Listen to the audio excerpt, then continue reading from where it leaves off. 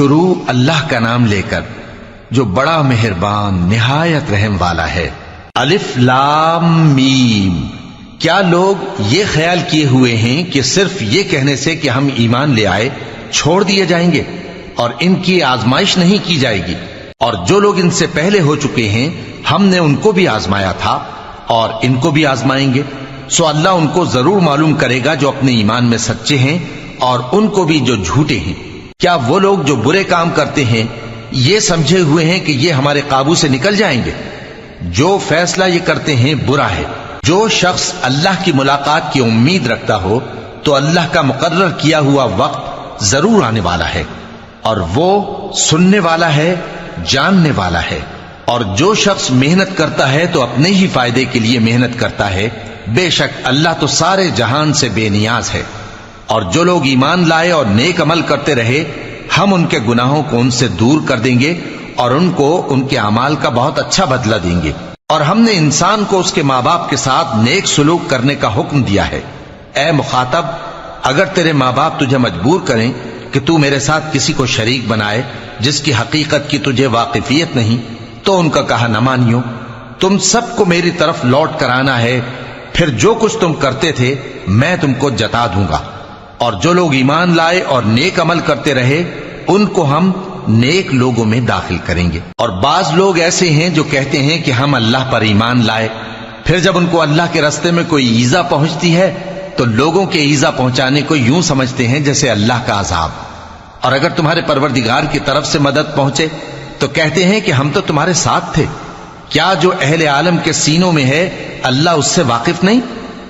اور اللہ ان کو ضرور معلوم کرے گا جو سچے مومن ہیں، اور وہ منافقوں کو بھی معلوم کر کے رہے گا۔ اور جو کافر ہیں وہ مومنوں سے کہتے ہیں کہ ہمارے طریقے پر چلو اور ہم تمہارے گناہ اٹھا لیں گے، حالانکہ وہ ان کے گناہوں کا کچھ بھی بوجھ اٹھانے والے نہیں۔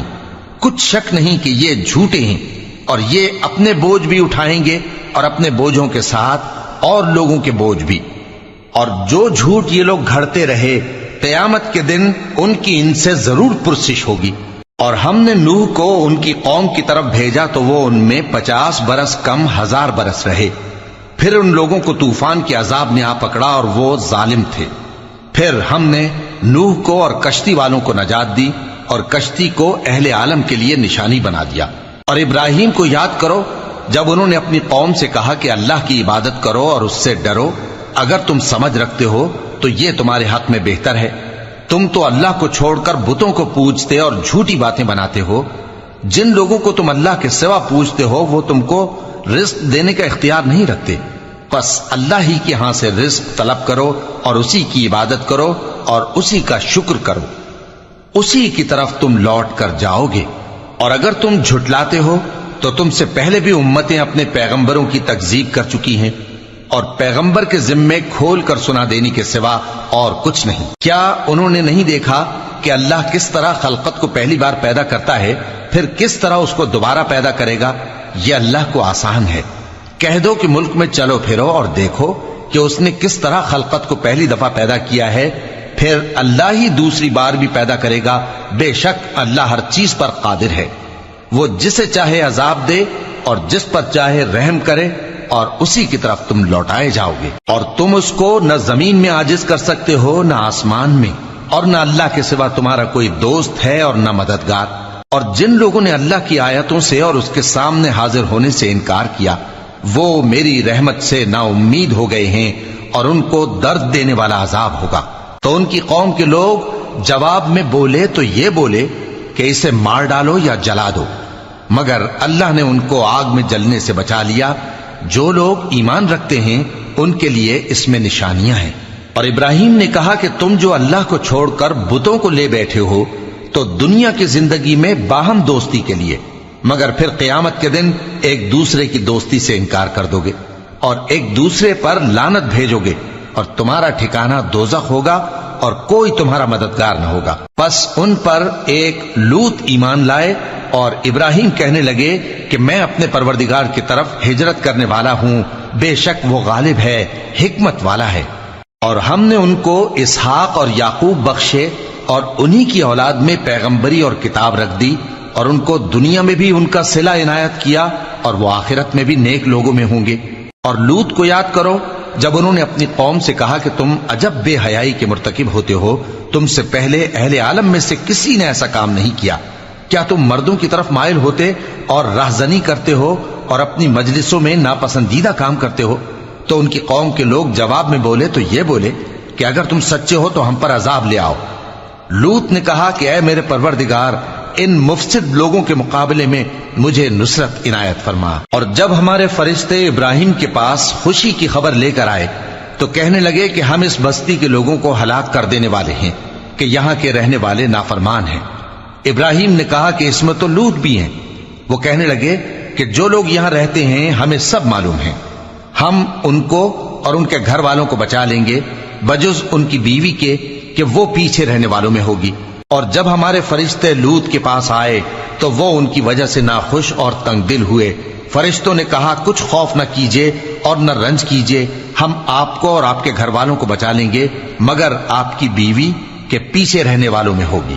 ہم اس بستی کے رہنے والوں پر اس سبب سے کہ یہ بدکرداری کرتے رہے ہیں آسمان سے عذاب نازل کرنے والے ہیں، اور ہم نے سمجھنے والے لوگوں کے لیے اس بستی کی ایک کھلی نشانی چھوڑ دی۔ اور مدین کی طرف ان کے بھائی شعیب کو بھیجا تو انہوں نے کہا اے قوم، اللہ کی عبادت کرو اور روز آخر کے آنے کی امید رکھو اور ملک میں فساد نہ مچاؤ، مگر انہوں نے ان کو جھوٹا سمجھا، سو ان کو زلزلے کے عذاب نے آ پکڑا اور وہ اپنے گھروں میں اوندھے پڑے رہ گئے۔ اور عاد اور سمود کو بھی ہم نے ہلاک کر دیا، چنانچہ ان کے ویران گھر تمہاری آنکھوں کے سامنے ہیں، اور شیطان نے ان کے اعمال ان کو آراستہ کر دکھائے اور ان کو سیدھے رستے سے روک دیا، حالانکہ وہ دیکھنے والے لوگ تھے۔ اور قارون اور فرعون اور حامان کو بھی ہلاک کر دیا، اور ان کے پاس موسیٰ کھلی نشانیاں لے کر آئے تو وہ ملک میں مغرور ہو گئے، اور وہ ہمارے قابو سے نکل جانے والے نہ تھے، تو ہم نے سب کو ان کے گناہوں کے سبب پکڑ لیا۔ سو ان میں کچھ تو ایسے تھے جن پر ہم نے پتھروں کا مے برسایا، اور کچھ ایسے تھے جن کو چنگھاڑ نے آ پکڑا، اور کچھ ایسے تھے جن کو ہم نے زمین میں دھسا دیا، اور کچھ ایسے تھے جن کو غرق کر دیا۔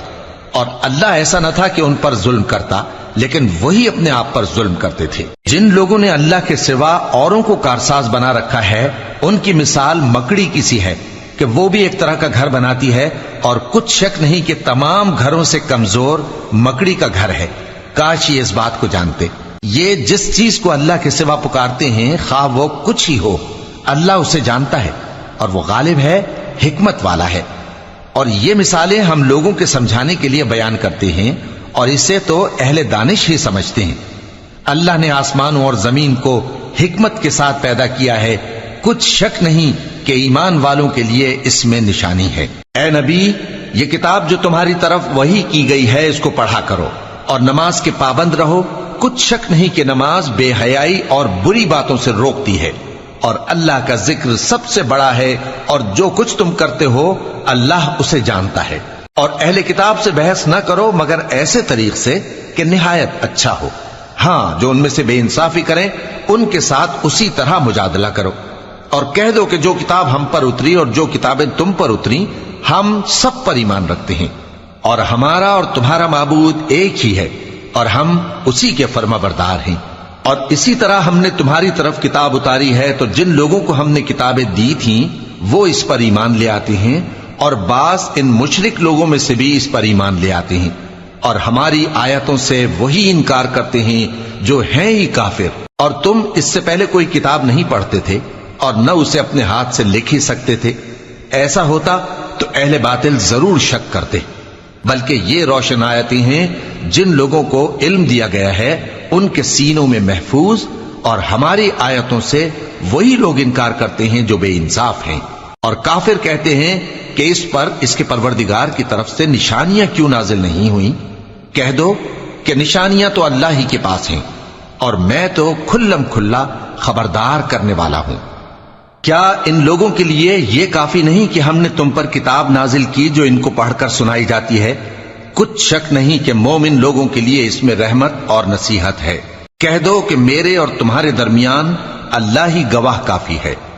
جو چیز آسمانوں اور زمین میں ہے وہ سب کو جانتا ہے، اور جن لوگوں نے باطل کو مانا اور اللہ سے انکار کیا وہی نقصان اٹھانے والے ہیں، اور یہ لوگ تم سے عذاب کے لیے جلدی کر رہے ہیں، اور اگر ایک وقت مقرر نہ ہو چکا ہوتا تو ان پر عذاب آ بھی گیا ہوتا، اور وہ کسی وقت میں ان پر ضرور اچانک آ کر رہے گا اور ان کو معلوم بھی نہ ہوگا۔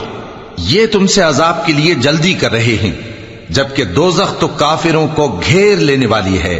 جس دن عذاب ان کو ان کے اوپر سے اور ان کے پیروں کے نیچے سے ڈھانک لے گا، اور اللہ فرمائے گا کہ جو کام تم کیا کرتے تھے اب ان کا مزہ چکھو۔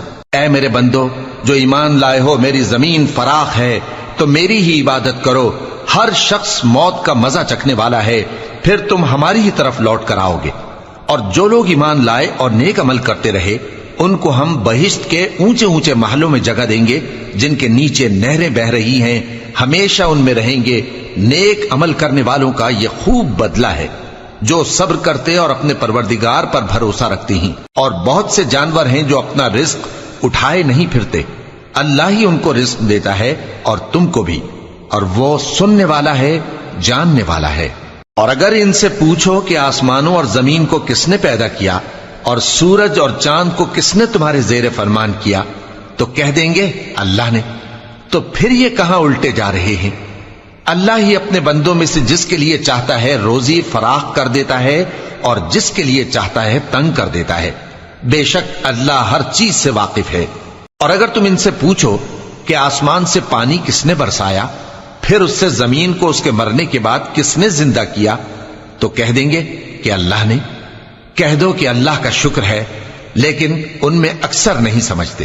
اور یہ دنیا کی زندگی تو صرف کھیل اور تماشا ہے، اور ہمیشہ کی زندگی کا مقام تو آخرت کا گھر ہے۔ کاش یہ لوگ سمجھتے۔